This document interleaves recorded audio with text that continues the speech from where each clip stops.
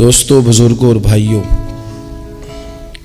ہم مسلمان ہیں۔ اللہ تبارک و تعالی نے جو دین برحق ہمیں عطا فرمایا ہے، وہ دین ہماری تمام ضروریات کو پورا کرتا ہے۔ ہمیں یہ حکم دیا گیا ہے کہ ہم اللہ سے جب بھی مانگیں دنیا اور آخرت کی بھلائی مانگیں۔ ہمارے ہاں چونکہ ایک بڑا طبقہ ایسا ہوتا ہے الا ماشاء اللہ جس کو دنیاوی ضروریات پوری طرح گھیر لیتی ہیں اور دنیا داری کے مسائل ذہن پر دل پر پوری طرح حاوی ہو جاتے ہیں۔ ہر وقت تصور یہی رہتا ہے کہ کسی طریقے سے میری دنیا داری مضبوط ہو جائے، میری دنیا داری مکمل ہو جائے، میرے روزمرہ کے کام پختہ ہو جائیں۔ اس کا لازمی نتیجہ یہ نکلتا ہے کہ انسان دینی کاموں کو بھی معاذ اللہ دنیا کے لیے کرنا شروع کر دیتا ہے۔ کعبۃ اللہ میں جا کر بھی، بیت اللہ شریف کا طواف کر کے بھی، حجر اسود کے بوسے کے بعد بھی، مقام ابراہیم پر نفل پڑھنے کے بعد بھی، حتیٰ کہ نبی اکرم صلی اللہ علیہ وسلم کی بارگاہ عالی مرتبت کی حاضری کے دوران بھی الا ماشاء اللہ لوگ دنیا ہی مانگتے رہتے ہیں۔ میرا فلانا کام ہو جائے، میرے بچوں کے معاملات سنور جائیں، فلاں کا مستقبل بہتر ہو جائے۔ دنیا کی خیر اللہ سے مانگنا برا نہیں، لیکن صرف دنیا ہی مانگنا اور اپنی آخرت کو فراموش کر دینا۔ اللہ فرماتے ہیں وَالْآخِرَةُ خَيْرٌ وَأَبْقَىٰ، آخرت تمہارے لیے بہتر بھی ہے اور ہمیشہ باقی رہنے والی بھی۔ قرآن مجید نے سورہ بقرہ کے اندر قریش مکہ کی اس عادت کا ذکر کیا ہے۔ فرمایا جب وہ حج کرتے تو ان کا طریقہ یہ تھا کہ وَمِنَ النَّاسِ مَن يَقُولُ رَبَّنَا آتِنَا فِي الدُّنْيَا، ان میں سے کچھ لوگ یہ کہا کرتے تھے کہ یا اللہ ہمیں دنیا عطا کر دے، ہمیں دنیا دے دے۔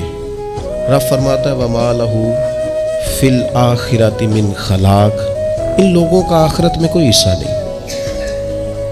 مانگی بھی ہے تو صرف دنیا، حج کر کے بھی دنیا، اللہ کے گھر جا کے بھی دنیا، شیخ کا بیعت ہو کے بھی دنیا، دینی محفل سے مراد بھی یہ، دینی اجتماعات کر کے بھی، دینی مدارس قائم کر کے بھی، خانقاہ کا مسجد کا ماحول بنا کے بھی، اس سے بھی مطالبہ فقط دنیا کا۔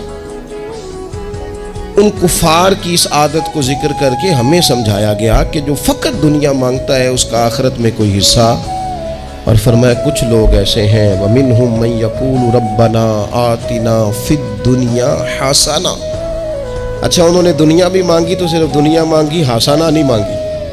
اور یہاں فرمایا کچھ لوگ ایسے ہیں جو رب سے کہتے ہیں یا اللہ ہمیں دنیا میں بھی بھلائی عطا فرما، دنیا بھی دے تو حسنہ دینا، وہ دنیا دینا جو ہمارے دین کو تقویت دے، وہ دنیا دینا جو ہمارے اعمال حسنہ کو مضبوط کرے، دینی معاملات کو تقویت دے، دنیا بھی وہی عطا فرما۔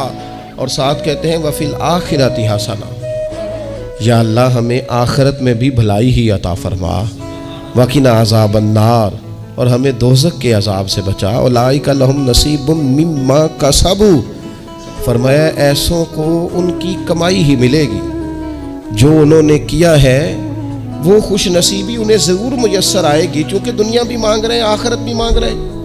ہمیشہ کوئی بھی کام کریں کسی قسم کا بھی، اس میں یہ دیکھیں کہ کیا اس میں میرے لیے کوئی ذخیرہ آخرت بنے گا،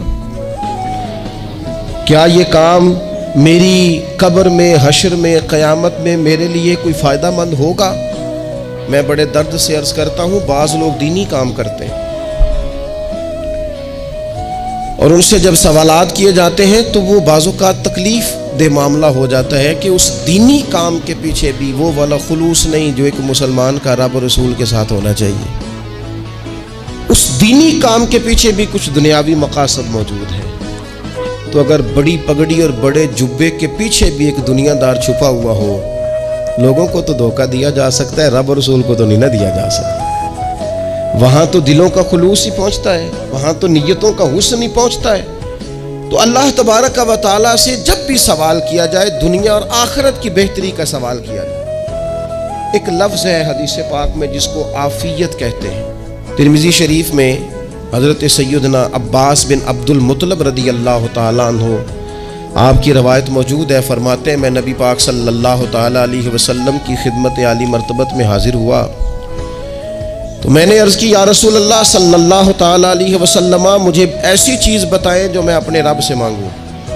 چیز مانگنی ہوتی ہے نا، بعض اوقات موقع ملتا ہے تو کئی دفعہ انسان امتحان میں آ جاتا ہے، کیا مجھے موقع مل گیا ہے، مجھے کہا گیا کچھ مانگ لو تو بھلا میں کیا مانگوں۔ حضرت عباس بن عبد المطلب رضی اللہ تعالیٰ عنہ نبی پاک علیہ السلام کے پیارے چچا جان ہیں، عرض گزار ہیں یا رسول اللہ صلی اللہ علیہ وسلم، مجھے بتائیے میں اپنے رب سے مانگوں تو کیا مانگوں؟ تو حضور نے فرمایا رب سے عافیت مانگو۔ کہتے میں کچھ دن رکا، کچھ دنوں کے بعد پھر حاضر بارگاہ ہوا اور عرض کی یا رسول اللہ صلی اللہ تعالیٰ علیہ وسلم، مجھے بتائیے میں اپنے مالک سے مانگوں تو کیا مانگوں؟ تو حضور نے پھر فرمایا اللہ سے مانگنا تو عافیت مانگنا۔ بزرگ فرماتے ہیں یہ عافیت کیا ہے؟ عافیت یہ ہے کہ یا اللہ ظاہری پریشانیاں، باطنی پریشانیاں، اے اللہ ظاہر کے میل کچیل بھی دور ہو جائیں، باطن کے بھی دور ہو جائیں، اے اللہ ہر معاملے میں، ہر آزمائش میں، ہر دکھ میں ہمیں تیری پناہ نصیب ہو جائے، یہ عافیت ہے۔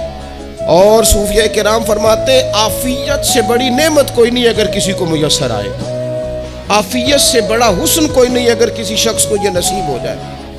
اور ایک اللہ والے نے تو ایک اور بڑا خوبصورت ترجمہ یہاں کیا ہے، وہ کہتے ہیں عافیت کا مطلب ہے دل کا قرار، عافیت کا مطلب ہے باطن کا سکون، عافیت کا مطلب ہے انسان کے مزاج کا حوصلہ، ٹھنڈک، بردباری۔ اس بندے کو عافیت نصیب ہو جاتی ہے گویا اللہ اسے سکون کی دولت عطا فرما دیتا ہے، تھوڑے پیسوں میں بھی سکون، بغیر شہرت کے بھی سکون، کوئی بات مان لے تب بھی سکون، کوئی دھتکار دے پھر بھی سکون، لوگوں کی گڈ بک میں ہو پھر بھی سکون، اور اگر لوگ سارے مخالفت میں آ جائیں تو چونکہ اللہ نے عافیت دی ہے پھر بھی سکون۔ اللہ تعالیٰ نے ان لوگوں کو قرار کی دولت، اللہ سے عافیت مانگی جائے، اس میں دنیا کی بھی بھلائی شامل ہے، آخرت کی بھی بھلائی شامل ہے۔ نبی اکرم صلی اللہ تعالیٰ علیہ وسلم توجہ دلاتے کہ اللہ سے تم عافیت مانگو، ہمارا نہ جی، کیونکہ سب سے بڑا مسئلہ روحانی تربیت کا ہے۔ ہمارے ہاں باتیں ڈھیر سارے لوگوں کو آتی ہیں اور بہت زیادہ آتی ہیں، منصوبہ بندی کرنا، پلاننگ کرنا، اپنے معاملات کو خود سے کیسے لے کے چلنا ہے، کیسے ٹھیک کرنا ہے، اپنے حق میں دنیا کو کس طرح قائل کرنا ہے، یہ ڈھیر سارے لوگوں کو آتا ہے، اور اپنے حق میں دلائل کس طرح قائم کرنے ہیں، اس میں بہت سارے لوگ خود کفیل ہوتے ہیں، انہیں کسی سے مشاورت کی بھی ضرورت نہیں ہوتی۔ لیکن اللہ کی بارگاہ سے اپنا رشتہ کیسے جوڑنا ہے، مالک سے کرم کا سوالی کس طرح کر کے ہونا ہے، اللہ سے عافیت کا سوال کیسے کرنا ہے، یہ چونکہ روحانی تربیت میں ہمارا مزاج نہیں ہوتا لہذا ہم اس طرف جاتے نہیں، ہم وہ اپنی مرضی کی چیزیں، یعنی وظیفہ پوچھ کے گئے ایک صاحب، کچھ عرصے کے بعد آئے ہیں تو آ کے کہتے ہیں مولانا صاحب، پیر صاحب یا قاری صاحب یا فلاں صاحب، کسی سے بھی پوچھ کے گئے کہ جس کو نیک آدمی جانا، پھر لوٹ کر آ کے کہتے ہیں کہ آپ نے وظیفہ بتایا تھا پر کام کوئی نہیں ہوا۔ تو میں تو صاف کہتا ہوں اور کھلے دل سے کہتا ہوں کہ بھئی وظیفہ آپ کو بتایا تھا کہ اللہ کی رحمت متوجہ ہوگی، خدا کی رحمت کو آواز دینے کے لیے وظیفہ دیا تھا، کوئی بھی وظیفہ رب کو مجبور تو نہیں نہ کر سکتا معاذ۔ اور وظائف کس لیے پڑھے جاتے ہیں کہ جلدی سے معاملات ٹھیک ہو جائیں، میرے حق میں چیزیں بہتر ہو جائیں، تو اللہ کی رضا کے لیے پڑھے جاتے ہیں۔ تو وظائف کو، عبادات کو، نوافل کو، تلاوت کو، درود پاک کو تو رضا الہی کا ذریعہ بنانا چاہیے، لیکن ہم چونکہ ایک پورا الجھاؤ رکھتے ہیں اپنی دنیا داری کے معاملات سیدھے کرنے، ایک پورا خیر رکھتے ہیں، وہ لوگ ملتے رہتے ہیں مختلف بزرگوں کی نسبت کے تعلق سے، تو بعض جگہوں پہ بعض لوگ بڑے تیز ہوتے ہیں، یعنی ان سے آپ کی ملاقات ہوتی ہے تو بندے کو محسوس ہوتا ہے کہ یار اسے تو پہلے ساری باتوں کو پتہ ہے، اور کئی دفعہ ان سے ملنے کے بعد احساس ہوتا ہے کہ یار اس سے تو تھوڑا سیکھ ہی لیتے تو بہتر تھا، یہ تو بات بڑی آگے نکل گئی، سارا پتہ ہوتا ہے، باشعور ہوتے ہیں، لیکن ڈر آتا ہے اللہ سے۔ اتنا باشعور آدمی، سمجھدار، پنچایت، پریا، لوگ، دین، دنیا سارا پتہ ہے، نماز کا ٹائم آ گیا تو وہ چھپتا پھرتا ہے، اس کی طبیعت پر بوجھ بن رہا ہے معاذ اللہ اللہ کے حضور حاضر ہونا، اسے خیر کا کام کرنا پڑ رہا ہے تو وہ ادھر ادھر نکلتا جا رہا ہے۔ تو سوال یہ ہے کہ پھر یہ شعور کا کیا مطلب رکھا ہوا ہے ہم نے؟ پھر اللہ سے دعا کرنے کی ضرورت نہیں۔ وہ حضرت عارف رومی رحمۃ اللہ تعالی علیہ فرمایا کرتے تھے بعض لوگوں کو رب سارا کچھ دیتا ہے، سجدے کی توفیق نہیں دیتا۔ اس کا مطلب یہ ہے کہ وہ کہتا ہے یہ سارا کچھ لے اور نکل جا، میرے گھر نہ آنا، رکھ سارا کچھ پاس۔ رب سے عافیت مانگی جائے، اس سے اس کا فضل مانگا جائے، اس سے اس کا کرم مانگا جائے۔ اللہ کے پیارے رسول صلی اللہ تعالی علیہ وآلہ وسلم اس عافیت مانگنے پر زور دیتے، توجہ دیتے۔ میں آپ کو صحیح بتاتا ہوں، رب نے اگر کسی بندے کو عافیت میں رکھا ہو نا تو حالات کیسے بھی برے چل رہے ہوں اس کا بگاڑ کچھ نہیں سکتے۔ اور اللہ تعالیٰ معاف کرے 100 دفعہ خاکم بدہن، اگر کسی وقت اس کے کرم کی نگاہ پھر جائے تو پھر سارے اسباب سمیت بھی انسان اپنے پیروں پہ کھڑا نہیں رہ سکتا۔ اس سے جب تک طلب کرم نہیں ہوتا، طلب عافیت نہیں ہوتی، اس کی بارگاہ سے جب تک بندہ مومن پورا رجوع نہیں کرتا، یہ عافیت اتنی اعلیٰ چیز ہے کہ نبی پاک علیہ السلام نے فرمایا اذان اور اقامت کے درمیان جو وقت ہوتا ہے اس میں دعائیں رد نہیں ہوتی۔ دعا مانگا کرو گے تمہاری اللہ اپنے فضل سے قبول کر لے گا۔ عرض کی یا رسول اللہ کیا مانگے؟ تو فرمایا عافیت مانگو رب سے۔ حضرت انس بن مالک حدیث کے راوی ہے رضی اللہ تعالیٰ عنہ، یہاں بھی فرمایا یہ عین قبولیت کا ٹائم ہے، اب اللہ سے عافیت مانگ لو، اس کی پناہ۔ ہم دعاؤں میں بھی محدود ہو جاتے ہیں۔ رب دا طالب کوئی نہ ملیا، جو ملیا طالب زردہ ہو، دعاؤں میں بھی حد بندی۔ بعض اوقات بچے بھی تربیت کرتے ہیں نا، ایک مولانا ہے ان کا خیال ہے کہ انہوں نے مجھ سے کچھ پڑھا ہے تو کبھی کبھی استاد جی کہہ دیتے ہیں، بہت پرانی بات ہے، انہوں نے مجھے فون کیا کہ اگر آپ کبھی تشریف لائیں، تو میں نے کہا پتر دعا مانگ اللہ کو چھوٹی جی گڈی دے وے۔ تو اس بچے نے میری بڑی تربیت کی، کہنے لگا استاد جی اللہ کو لو منگنی ہے تو وڈی ساری منگو، آپ نے محدود کیوں کیا کہ بھئی یہ چھوٹی سی اللہ گاڑی کیوں اللہ چھوٹی دے، رب دے تو بڑی دے اور رحمت سے دے، اللہ سے مانگنی ہے نا جی۔ ہم تربیت نہیں لیتے۔ میں نے اس کا شکریہ ادا کیا، میں نے کہا بیٹے تو نے بڑی سونی بات کی، اللہ تجھے اس کا اجر عطا کرے، اللہ تجھے برکات عطا کرے۔ اگر آپ نے سیکھنا ہے تو پھر آپ سیکھ لیں گے، اور اگر نہیں سیکھنا تو پھر یہی کہنا ہے ساری عمر لنگ گئی بندہ کو نہیں ملیا، چونکہ مزاج نہیں ہے نا سیکھنے کا، اس لیے پھر ملا ہی کوئی نہیں، پھر ساری زندگی کو میسر ہی نہیں آیا، کسی نے نصیحت ہی نہیں کی، کوئی آنکھوں کو بھایا ہی نہیں، خود ہی بڑے سیانے تھے، خود ہی بہت بڑے تھے، اپنا قد ہی بڑا اونچا تھا، سب ٹھگنے چھوٹے اور کمزور اور بونے نظر آئے۔ عزیز بھائی، جب عافیت، ایک بزرگ تھے ہر وقت اللہ سے عافیت مانگتے تھے، ہر وقت اللہ سے عافیت مانگتے تھے، ہر وقت عافیت مانگتے تھے۔ لوگوں نے پوچھا، لوگ ان کو صالح جانتے تھے، نیک سمجھتے تھے کہ حضور آپ اور کوئی دعا مانگتے نہیں، عافیت ہی مانگتے ہیں۔ فرمانے لگے میں مانگا کرتا تھا شروع میں، بعد میں خیال آیا اور بھی دعائیں مانگا کرتا تھا، یہ احساس بعد میں نصیب ہوا۔ فرماتے میں مزدوری کرتا تھا، مال برداری کرتا تھا، ایک جگہ پہ ڈیوٹی کر رہا تھا تو تھک گیا، اور وہ جو کام لینے والے لوگ تھے ان کے رویہ بھی بڑا ترش تھا، تکلیف ہوئی، تو میں نے اپنے مالک کی بارگاہ میں عرض کی مالک اگر 2 روٹی بغیر مجھے مشقت کے مل جائے دن میں تو تیری بارگاہ تو بڑی کریم ہے۔ کہتے ہیں میں نے یہ دعا مانگ لی، ذرا میں تھوڑا آگے بڑھا تو 2 بندے آپس میں لڑ رہے تھے، میں ان کی صلح کرانے کے لیے، انہیں بچانے کے لیے آگے بڑھا، تو میں جس کو چھڑا رہا تھا دوسرے نے میرے اوپر ضرب لگا دی، میرا بھی سر پھٹ گیا۔ تھوڑی دیر کے بعد وہاں پولیس آ گئی، وہ تینوں کو لڑنے والا سمجھ کے اٹھا کے لے گئے، مجھے جیل ہو گئی۔ 2 روٹیاں بغیر مشقت کے روز ملنی شروع ہو گئی۔ دعا مانگی تھی نا کہ یا اللہ 2 روٹیاں مل جائے نا بغیر مشقت کے، کہتے ہیں وہ 2 روٹیاں روز ملتی، کوئی کام نہیں کرنا پڑتا، پر جیل ہو گئی۔ فرماتے میں بڑا پریشان تھا، روز روٹیاں پابندی سے آتی اور بہترین آتی، کھانا ملتا۔ پھر کچھ عرصے کے بعد میں نے سوچا کہ یار یہ دعا تو قبول ہو گئی نا تیری، اب تو اگر اس پر کوئی الگ بات کرے گا تو وہ تو غلط کرے گا۔ کہتے پھر خود ہی میرے دل میں اللہ نے بات ڈالی اور میں نے عرض کی مالک 2 روٹیاں نہیں، مجھے تو عافیت چاہیے، مجھے تو آفیت دے, میرے اوپر تو کرم فرما, تو نظر رحمت کر, جے ایک قطرہ بخشے مینوں, جے ایک قطرہ بخشے مینوں تے کام بن جاندا ہی میرا, مہربانی کر, آفیت عطا کر. فرماتے پھر خدا نے کرم کیا, کہاں سے اسباب بنے میرے جیل سے چھوٹنے کے, کون کون میرے ضمانتی بنے اللہ ہی جانتا ہے. فرماتے ہیں دروازے بھی کھل گئے, رزق بھی ملتا ہے, صحت بھی میسر ہے, سجدہ بھی کر لیتا ہوں, سویرے تلاوت بھی کرتا ہوں, شام کو مدینے والے کی بارگاہ میں رج کے درود و سلام بھی عرض کرتا ہوں, میں ممکن ہوتا ہے تو کسی غریب کی داد رسی بھی کرتا ہوں. اب سمجھ آئی ہے ربنا آتنا فی الدنیا حسنۃ وفی الآخرۃ حسنۃ وقنا عذاب النار.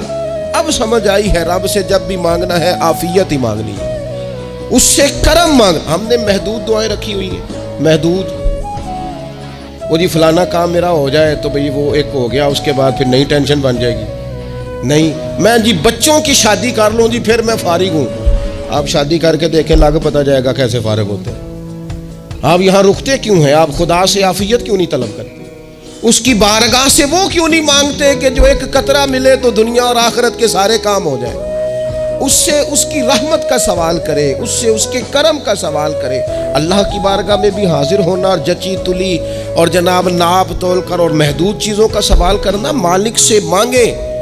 اور وہ جب دیتا ہے تو دیتا بھی بے حساب ہی ہے. وہ جب عطا کرتا ہے تو کرم کے دروازے کھول کے عطا کرتا ہے, ورنہ تو ایک الجھن سے انسان نکلتا ہے دوسری میں الجھ جاتا ہے. ایک گتھی کو سلجھاتا ہے, پھر اقبال رو پڑے تھے, کہنے لگے میں عقل کی گتھیاں سلجھا چکا ہوں, یا رب مجھے صاحب جنوں کر دے. اللہ یہ بڑا میں نے ہیر پھیر دیکھ لیا, مجھے دیوانہ بنا, اب مجھے جنون ہو, اب میں کسی کے لیے رویا کروں, اب میں کسی کی یاد میں تڑپا کروں, اب میں رات کسی کے لیے میری آنکھیں بیدار رہیں. یہ بڑی ہو گئی دنیا داری, عقل کی گتھی حالانکہ نہیں سلجھتی, پر اقبال کہتے ہیں عقل کی گتھیاں سلجھا چکا ہوں, یا رب مجھے صاحب جنوں کر دے. اور پھر کہنے لگے بجھی عشق کی آگ اندھیر ہے, اب یہ مسلمان نہیں یہ خاک کا ڈھیر ہے. تو مٹی بن کے رہ گیا کیا؟ کہاں اپنی ساری توجہات کا قبلہ کس چیز کو؟ میرے عزیزو, اللہ سے عافیت. نبی پاک علیہ الصلوۃ والسلام نے ایک شخص سے پوچھا کیا دعا مانگ رہے ہو؟ تو اس نے کہا یا رسول اللہ میں اللہ کی بارگاہ میں صبر کا سوال کر رہا ہوں. تو حضور فرمانے لگے صبر تو مصیبت پر ہوتا ہے. یا رسول اللہ پھر کیا مانگوں؟ آپ ان جملوں اور لفظوں کی گہرائی کو سمجھیں. صبر کے لیے تو پہلے مصیبت آئے گی, پھر صبر آئے گا. تو یا رسول اللہ کیا مانگوں؟ فرمایا تو رب سے عافیت مانگ. مانا کیا ہے؟ مصیبت آئے کیوں؟ اللہ تجھے اپنی حفاظت کے حصار میں لے لے. وہ وقت ہی کیوں آئے کہ جب تیری طبیعت الجھ جائے, جب تو پریشان ہو جائے, جب تو تو اللہ سے عافیت مانگنا. جب تو عافیت مانگے گا تو اگر کبھی مشکل آئے گی بھی نا تو خدا پھر اپنے فضل سے مشکل سے نکلنے میں رستہ بھی بڑی جلدی عطا فرمائے گا اور تیرے اوپر فضل فرمائے گا. اگر عافیت, یہ جو ہم نبی پاک کی امت ہے نا, تو یہ ہمارے گرد اللہ کے فضل اور اس کی رحمت کا حصار ہے. یہ حصار ہے ہمارے گرد. وہ درویش نے کہا تھا نا کہ کروں شکر کتنا اور کروں فخر کتنا کہ تیرے کرم نے مجھے فائز المرام کیا. دیکھو بنا کے سید عالم کا امتی مجھ کو گناہ سے پہلے ہی بخشش کا انتظام کیا. ابھی میں نے غلطی کی نہیں, لیکن مجھے حضور کا غلام بنا دیا, بخشش کا بندوبست پہلے ہو گیا. اپنے مالک سے بیمار بھی اس سے عافیت مانگے, مقروض بھی اس سے عافیت مانگے, بے اولاد بھی اس سے عافیت ہی مانگے, صاحب اولاد بھی اس سے عافیت ہی مانگے. جو دولت کے حصول کے رزق حلال کے خواہش مند ہیں وہ بھی اس سے عافیت مانگے, اور جن کی جھولی اس نے بھر دی ہے وہ بھی اپنے رب سے عافیت ہی مانگے. مالک سے جب سوال کرے, ایک بزرگ تھے انہوں نے تو اپنی انگوٹھی میں لکھوا لیا تھا کہ یا اللہ مجھے عافیت عطا فرما. مگر جب بھی دیکھتا ہوں یاد آ جاتا ہے کہ اللہ سے عافیت مانگنی ہے اپنے مالک کی بارگاہ کے اندر. دیکھو میں نے دیکھا ہے, وہ کسی نے کہا تھا کہ تیری خواہش ہے کہ وہ تیری آرزو کرے پوری, اور میری خواہش ہے کہ تیری آرزو بدل جائے. کچھ لوگ ایسی خواہشات بھی لے کے آتے ہیں کہ جو پوری نہ ہو تو بہتر ہوتا ہے. اس لیے آپ کو پتہ ہے موت مانگنا جائز نہیں دین میں. مصائب سے گھبرا کر، مشکلات سے گھبرا کر، زندگی کے مد و جزر سے پریشان ہو کر موت کا سوال کرنا جائز نہیں. کس طرح جائز ہے؟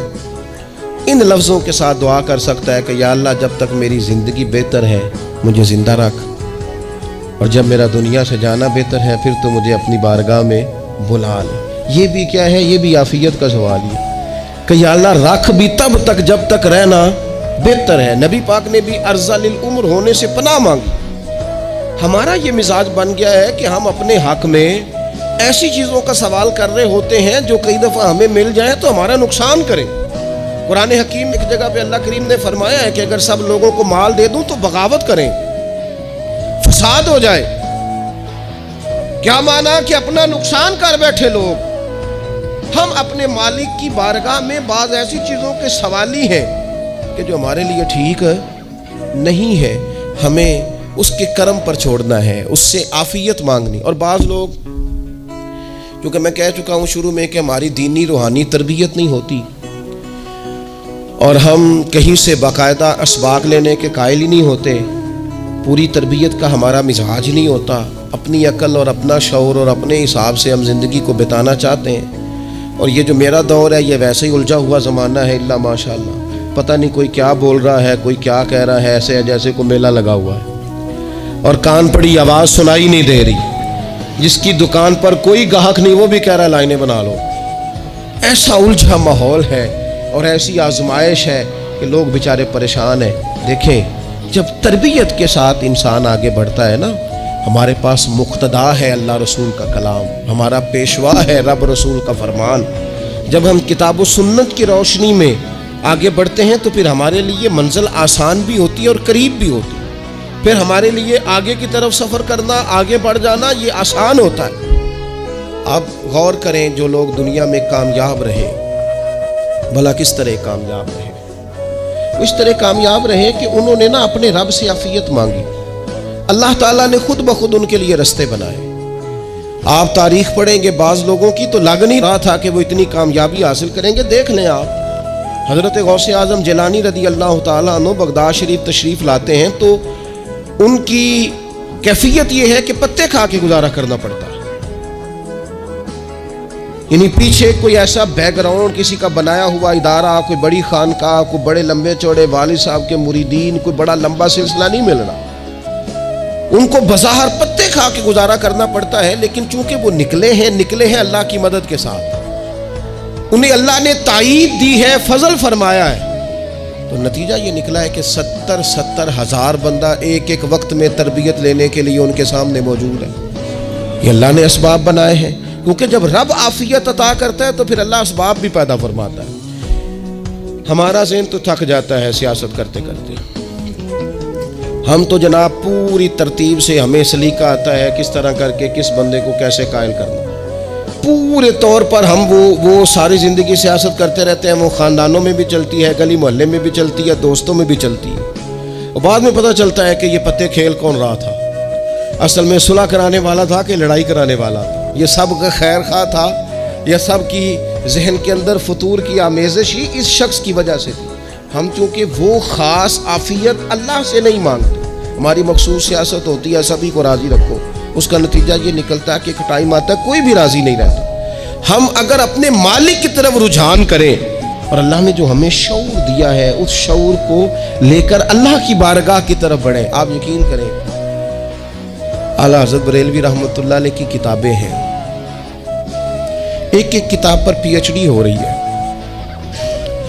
اور انہوں نے 150 سال پہلے بیٹھ کر جو کچھ لکھا تھا بھائی نہیں لفظ بلفظ اس کی ضرورت آج محسوس ہو رہی ہے اور آنے والے وقت میں بڑھ رہی ہے. لیکن ان کے پاس کوئی ٹیم نہیں تھی، 50 لوگ نہیں تھے جو ان کے پاس بیٹھ کے لکھواتے. اپنا پریس نہیں تھا، ایسے لوگ نہیں تھے کہ جن کو پتا ہوتا کہ کتاب ہم کل چھاپیں گے اور اتنے فیصد یہ مارکیٹ میں نکل بھی جائے گی. ایسا کچھ نہیں تھا. کیا تھا؟ اللہ کی مدد ساتھ تھی، تائید ایزوی ساتھ تھی. اللہ نے اپنی عافیت میں رکھا تھا.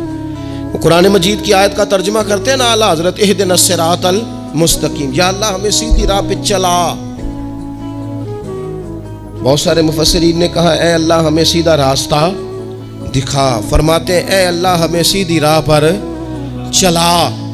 تو کسی نے کہا حضور یہ چلا اور دکھا میں کیا فرق ہے؟ فرمانے لگے دکھانے کا مطلب یہ ہوتا ہے کہ کسی نے پوچھا میں نے گجرانوالہ جانا ہے، تو دکھانا یہ ہے کہ اسے کہا یہاں سے باہر نکلو، روڈ پہ چڑھ جاؤ، سیدھے جاؤ گے، ایک پول آئے گا اسے کراس کرنا، نیچے اترنا، وہاں سے شہر شروع ہو جائے۔ پھر اس نے اگر کوئی اندرونی جگہ شہر کی پوچھ لی تو اس کو کہا کہ رائٹ ہو جانا، پھر لیفٹ ہو جانا، پھر آگے کسی سے مزید۔ یہ ہے راستہ دکھانا اور ایک ہے چلانا۔ اس نے کہا میں نے گجرانوالہ جانا ہے، تو اس نے کہا ساتھ بیٹھنا میری گاڑی پہ، جہاں تو نے جانا ہے میں چھوڑ کے آتا ہوں۔ یہ راستے پہ چلانا ہے، یہ مقام تفکر ہے۔ آپ اس پر غور فرمائیں گے، کہتے ہیں یا اللہ تو ہمیں راستہ دکھائے گا اور دکھاتا ہے، لیکن چاروں جانب شیطان بھی تو بیٹھا ہے نا، فتنے بھی تو ہے نا، تو اگر تیری رحمت ساتھ رہے، مانا کہ محبت کے سفر میں ہر گام پہ 100 مشکل ہے، لیکن یہ سفر آسان بھی ہے اگر ساتھ تمہارا ہو جائے۔ اگر تو ساتھ چلے تو پھر یہ سفر مشکل۔ ہارون رشید نا اپنے محل کی چھت پہ ٹہل رہا تھا، سب سے اوپر والے چوارے پر، نیچے سے حضرت بہلول دانا گزر رہے تھے، اوپر اس کے ساتھ سپاہی بھی تھے، گن مین بھی تھے۔ اس نے کہا یہ بابا تو ذرا اوپر اٹھاؤ۔ انہوں نے ایک ڈولی، ایک ٹوکری سمجھ لیں، اس کو رسیاں باندھ کے نیچے پھینکا۔ نیچے جو سپاہی تھے ان کو کہا کہ یہ بابا جی کو پکڑ کے اس میں بٹھاؤ۔ انہوں نے جبرن تھاما بابا جی کو، اس میں ڈالا، اوپر والوں نے کھینچ لیا۔ 2-3 منٹ لگے۔ ہارون رشید کے سامنے حضرت بہلول دانا پہنچ گئے تو تھوڑے ناراض بھی ہوئے کہ یہ کوئی طریقہ تو نہیں نا بلانے کا۔ ملاقات ہوئی تو کہا کیوں بلایا؟ کہنے لگا ایک مسئلہ پوچھنا تھا۔ فرمانے لگے بادشاہ ہے نا، تیرے مسئلے پوچھنے کا بھی اپنا ہی انداز ہے، پوچھ مسئلہ۔ کہنے لگا بابا پوچھنا تھا کہ آپ اللہ تک کیسے پہنچے؟ حضرت بہلول دانا چپ کر گئے۔ 2-4 منٹ کے بعد کہنے لگے جس طرح ابھی زمین سے تیرے تک نہیں پہنچا، بالکل اسی طرح پہنچ گیا اور رب کریم کی بارگاہ تک، اور وہ بھی جو اس نے کرم فرمایا ہے، ورنہ میں تو نہیں سمجھتا کہ میں پہنچ گیا، وہ بھی اگر تیری خوش گمانی ہے۔ ہارون رشید کہنے لگا مجھے سمجھ نہیں آئی۔ فرمانے لگے تو بادشاہ جو ہے اتنی جلدی کیسے سمجھ میں آئے گی تجھے بات؟ فرمانے لگے اگر میں تجھ سے ملنا چاہتا نا تو میں ایک درخواست لکھتا، پھر کسی وزیر سے سفارشی سائن کراتا، پھر وہ جمع کراتا، پھر مجھے ٹائم ملتا کہ فلاں دن فلاں تاریخ فلاں ٹائم آ جانا، پھر آ کے میں لائن میں لگتا۔ پھر بھی تو بادشاہ ہے، تیرا موڈ بنتا ملنے کا کہ نہ بنتا؟ جب میں چاہتا تو پتہ نہیں کتنا ٹائم لگ جاتا، جب تو نے چاہا ہے نا تو 1 منٹ بھی نہیں لگا۔ فرمانے لگے میں نے دعویٰ ہی نہیں کیا کہ میں جدوجہد کر کے پہنچوں گا، میں نے تو رب کی بارگاہ میں عاجزی کی ہے، پھر رب نے ہی کرم فرمایا ہے، اسی نے مہربانی کی ہے۔ مانا کہ محبت کے سفر میں ہر گام پہ 100 مشکل ہے، لیکن یہ سفر آسان بھی ہے اگر ساتھ تمہارا ہو جائے۔ اس کے کرم کا ساتھ رہا ہے، اس سے عافیت مانگی ہے، اپنے آپ کو اس کے سپرد کیا ہے تو اس نے کرم کر دیا۔ جب تک یہ مزاج نہیں ہم بناتے کہ مالک سے عافیت کا سوال کریں، اپنے آپ کو اپنے رب کے حوالے کر دیں، اس کی رحمتوں کے سپرد کر دیں، اتنی دیر تک زندگی میں ٹھہراؤ نہیں آتا، قرار نہیں آتا۔ مشکات میں موجود ہے، اللہ کے پیارے رسول صلی اللہ تعالیٰ علیہ وسلم تیمارداری کے لیے گئے تو صحابہ کرام فرماتے ہیں وہ بندہ نا اتنا پتلا نحیف اور لاغر ہو گیا تھا جس طرح چڑیا کا بچہ ہوتا ہے، کمزوری ضعف طاری تھا۔ تو محبوب کریم نے اسے دیکھا تو بڑے کریمانہ انداز میں کریم فرمانے لگے تو کوئی دعا نہیں مانگتا، تو عافیت نہیں مانگتا اللہ سے؟ عرض کی یا رسول اللہ صلی اللہ تعالیٰ علیہ وسلم، میں نے اپنے رب کی بارگاہ میں عرض کی ہے مالک قیامت کا عذاب بڑا سخت ہے، میں نہیں برداشت کر سکتا، تو نے اگر مجھے کوئی سزا دینی ہے تو یہیں دے لے، قیامت کو نہ دینا۔ تو کہتے ہیں محبوب فرمانے لگے سبحان اللہ، او خدا کے بندے تو رب کی سزا دنیا میں بھی نہیں سہ سکتا، اللہ سے یہ بھی سوال نہ کر، تو رب سے کہہ ربنا آتنا فی الدنیا حسنۃ وفی الآخرۃ حسنۃ وقنا عذاب النار۔ تو رب سے دنیا میں بھی حسنہ مانگ، بھلائی مانگ، تو آخرت کے لیے بھی بھلائی مانگ، تو اس سے عافیت کا سوال کر۔ تو نے یہ سوال کیوں کیا؟ عرض کی یا رسول اللہ کرم ہو گیا ہے، مجھے سمجھ آ گئی، اب میں اسی طرح ہی کروں گا۔ عزیز دوستو ہم کہاں سہ سکتے ہیں؟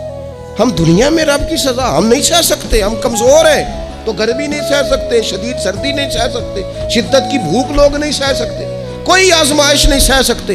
وہ جو لوگ بعض اوقات کہہ دیتے ہیں نا جی فلاں چیز ہمارے اعمال کا نتیجہ ہے، تو میں کیا کرتا ہوں، نہ کو یار، ہم تو یہ بھی نہیں سہ سکتے، ہم کہاں برداشت کر سکتے ہیں، ہمیں تو وہ معاف ہی فرمائے، ہم حساب والے ہے ہی نہیں، ہم تو صرف معافی والے ہیں۔ ہم سے نہ حساب پوچھے، اس نے حساب پوچھا تو پھر تو بڑی مشکل ہو جائے گی، اگر اس نے حساب پوچھا تو بڑی رسوائی ہو جائے گی، اگر حساب پوچھا تو مشکلات سامنے دکھائی دینے لگ جائیں گی۔ ہم سے تو وہ درگزر والا معاملہ کرے، ہم سے تو وہ کہے جا میں نے محبوب کے صدقے تجھے معاف کیا، جا تیرے لیے رحمت اور بخشش والا فیصلہ کیا۔ وہ کوئی سبب اس کی رحمت کسی سبب کو دیکھ لے اور درگزر کر لے۔ تو آج کی پوری گفتگو میں آج آپ کو بڑی ذمہ داری سے یہ گزارش کر رہا ہوں، اللہ سے عافیت مانگے، ہر وقت عافیت مانگے۔ میری سالوں سے روٹین ہے، میں دعا مانگتا ہوں، اللہم انا نسألک العفو والعافیت فی الدین والدنیا والآخرہ۔ اور یہ خاموش تبلیغ ہوتی رہی، میں مانگتا رہا، کئی بچوں کو ویسے یاد ہو گئی ہے، اس کو یاد کر لیں، اللہ سے عافیت مانگے، دین میں، دنیا میں، آخرت میں، اس کو اپنا مزاج بنائیں۔ اللہ تبارک و تعالی ہم سب کو عافیت نصیب فرمائے۔ آخر دعوانا الحمدللہ۔